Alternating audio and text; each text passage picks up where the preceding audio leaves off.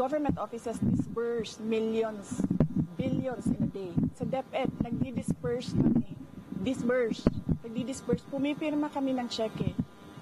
Multi-million. Kung itotal mo ang mga checks araw-araw na nalalabas sa DepEd, billions. Nagbabayad kami, nagbabayad. So, bakit nila kine-question yung pagbabayad ng millions in a day? And that is,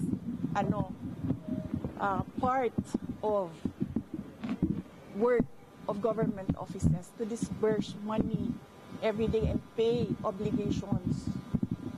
Ginamit yun sa trabaho. Pinipilit lang talaga. Dalawa na ang maro ko. Si Marisol at si GC. Tama na. Anong oras na?